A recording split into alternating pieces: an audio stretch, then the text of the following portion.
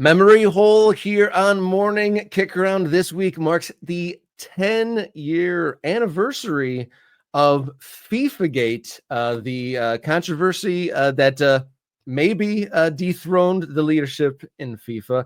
And to talk about it, we have a special guest, Henry Bushnell, a senior reporter for Yahoo Sports. Welcome to Morning Kick Around, sir. Appreciate you guys having me. I'm honored to be here. I appreciate the time, Henry. Henry wrote a two-part series marking the 10-year anniversary of what Rob just described as FIFA Gate. It was the Zurich raids, a bunch of soccer officials being arrested, famously in a hotel, and all of that. And Henry, the shower of dollars picture that time.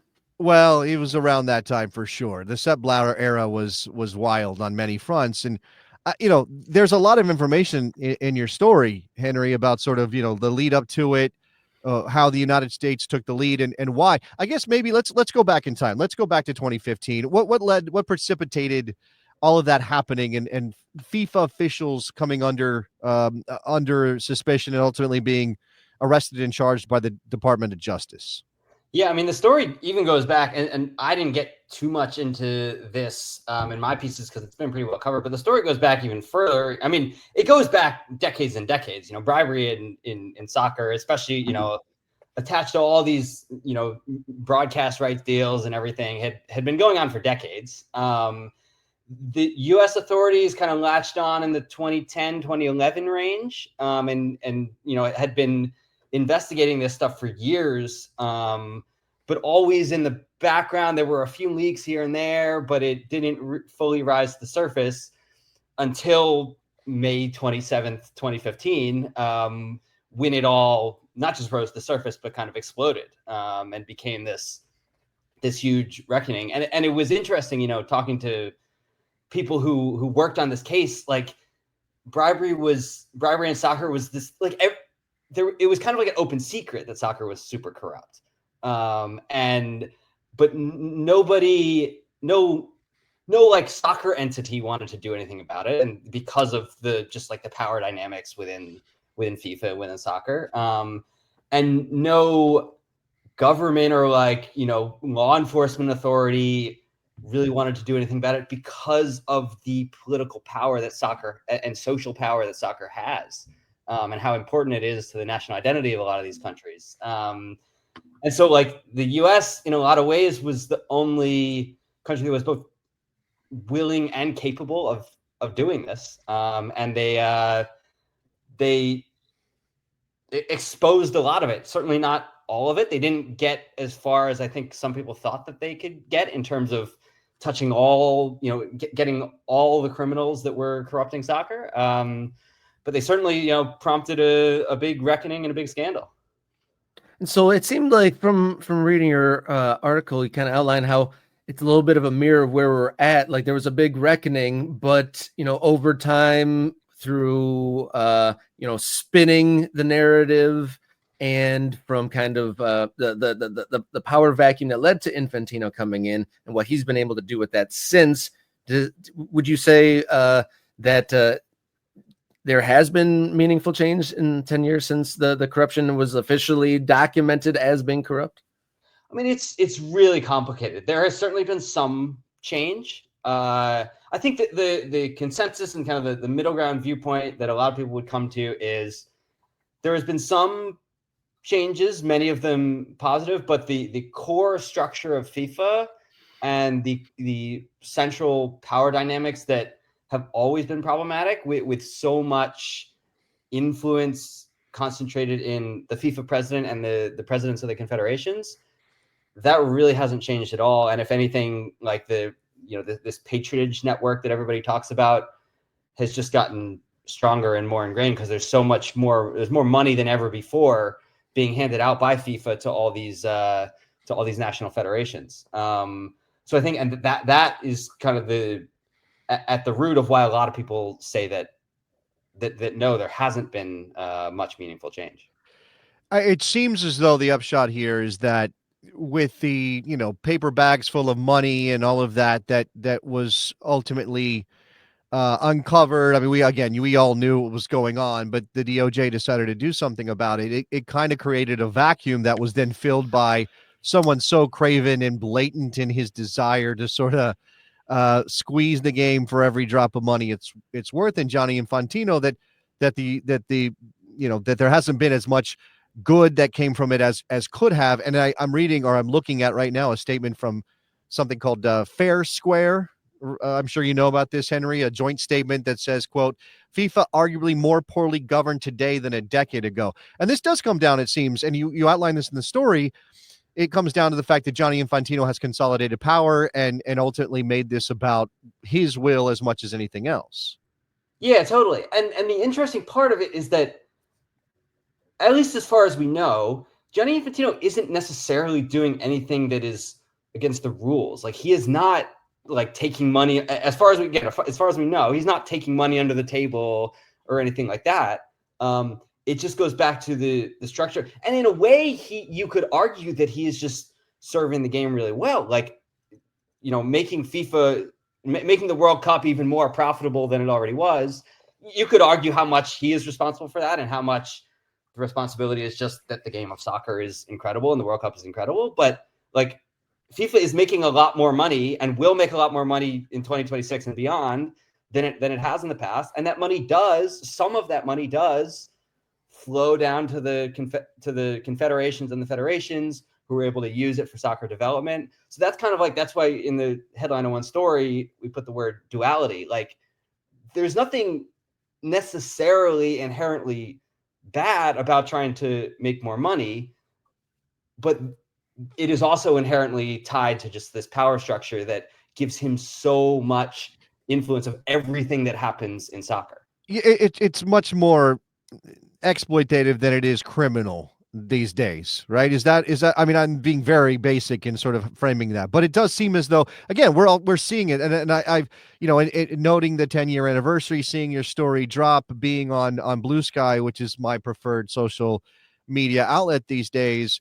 I saw a comment that said, FIFA has moved from being a deeply corrupt organization in which relentless graft took place just off stage, where the president could alternately ignore and disparage it, Sepp Blatter, to a deeply corrupt organization in which the president has brought it center stage, normalized it, and embraced it wholeheartedly. And again, this feels like very reflective of our political moment, Henry.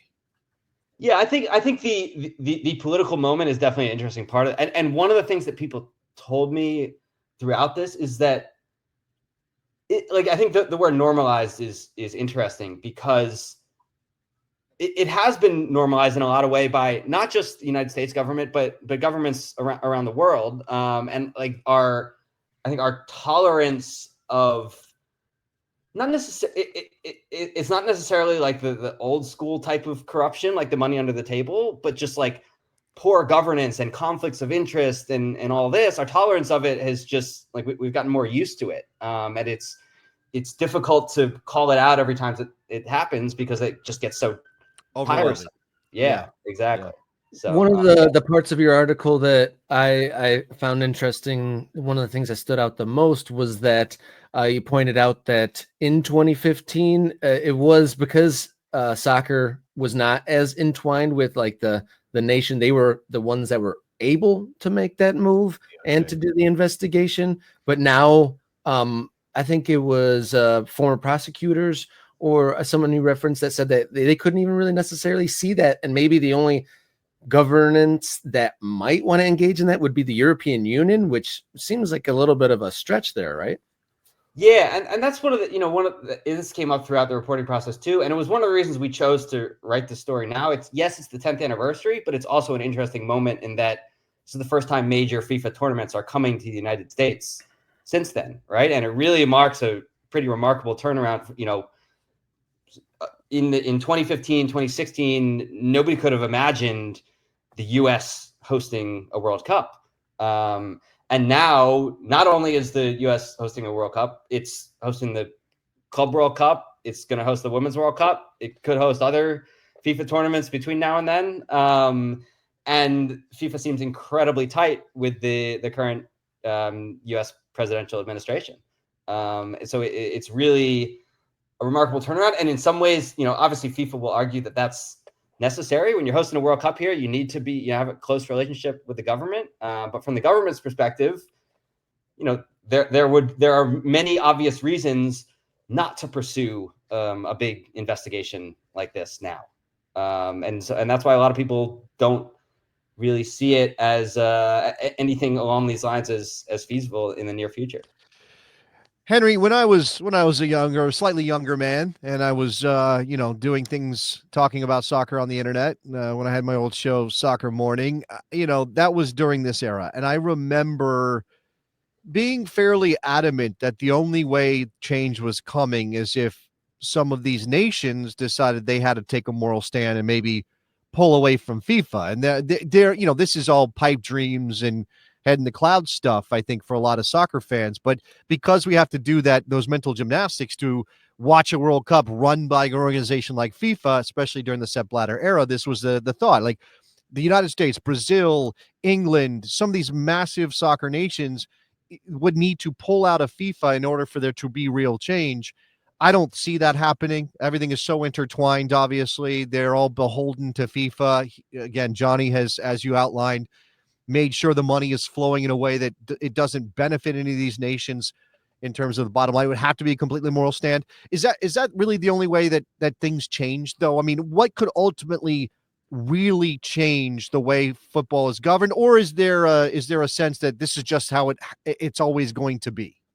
Yeah, I think the slightly more realistic but still pretty unrealistic scenario is that you get some sort of, whether it's the European Union or some sort of other intergovernmental agency that decides, you know what, soccer is so poorly governed that we have to step in and regulate it. And like the European Union could say, if you, FIFA, or if you, UEFA, or if you, X governing body, want to operate in our territory, you have to meet these set of governance standards, or you have to follow these rules. And so legally they could do that. Now, what's the reason to do that? That's what, it's very politically difficult for the reasons we mentioned earlier. Like soccer is so important and so tied to national governments in a lot of these countries. It's kind of a version of what there's been talk of a regulator in England, right? Yeah, right. For British soccer. And it's met so much pushback. And just imagine if you were to try to do that across, the entire European Union, there would be immense resistance. So it really doesn't seem politically feasible. And like what a few people told me is it would take some sort of massive scandal, right? And if this 2015 scandal was pretty massive, and if even that didn't compel the EU to do anything, and if our standards have lowered now 10 years later, and our tolerance for this type of thing is increased, then it's pretty darn tough to see it happening anytime soon. Yeah. I once thought and maybe expressed that it seemed as though FIFA was boxing themselves in, where the only places that could host their major tournaments were autocracies, were the places where, the rules could be handed down top to bottom and nobody could say anything. Democracy would be tough because people would push back against some of the moral failures of FIFA, or some of the, the way that, say, Chicago or Vancouver ultimately decided they didn't want to host World Cup games because of the rules imposed by FIFA. But I guess I didn't account, Henry, for the possibility that the world as a whole would move in a direction closer to FIFA, which is troubling to me. Yes. And the other part of that is, because it's interesting, around the 2026 World Cup, like you mentioned Chicago and Vancouver, they're, in general, a lot of the cities are like kind of clashing with FIFA over just, some of it is certainly harder for FIFA to organize a World Cup here than it is in Saudi Arabia, when you have all these private interests that can push back rather than just a more centralized top-down structure that can play by, is willing to play by FIFA's rules for the kind of some of the intangible benefits that it gives them. But the World Cup is so there is so much money to be made off the World Cup that FIFA can still give some of it to other local entities, and still profit so much itself. That's why I think, you're seeing, for example, with the Women's World Cup, we'll see the next three in Brazil, the US, and then the UK. Because it's, those aren't necessarily autocratic countries, but the the tournaments are so profitable now that the FIFA is willing to tolerate some of the difficulties that come with that.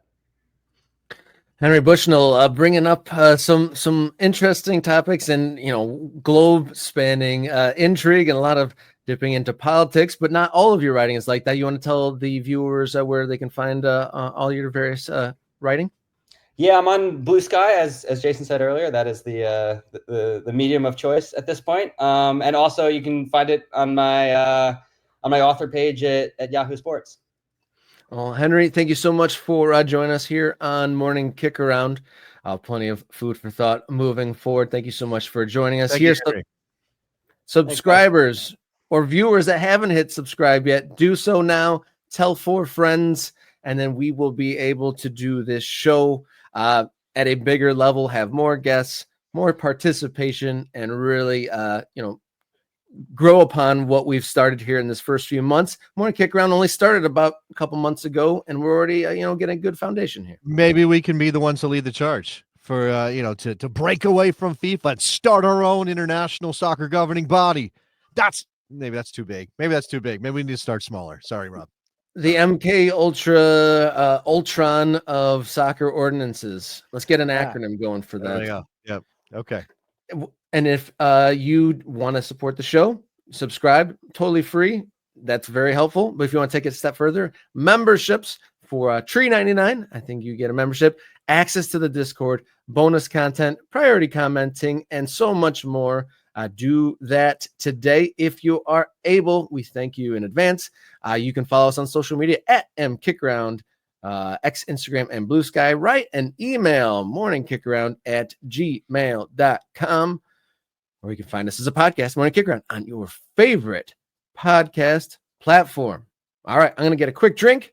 We'll come right back with our final topic of the day. Today's hot topic here on Morning Kick Around. Up next.